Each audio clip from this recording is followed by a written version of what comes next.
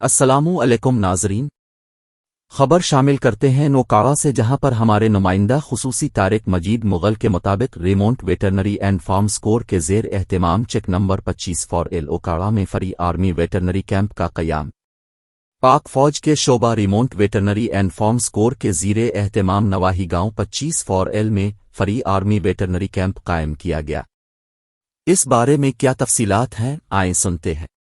جی، اس veterinary camp کا بنیادی مقصد یہاں کے مویشی پال حضرات کو جانوروں کی نسل کشی کے بارے میں جدید طریقہ کار کے بارے میں آگاہی فراہم کرنا اور ساتھ ساتھ ان کے جانوروں میں متعدی امراض کے روک تھام کے لیے ویکسینیشن کرنا ہے، جو کہ اس وقت پاکستان کی آرمی کی طرف سے مفت فراہم کی جا رہی ہے۔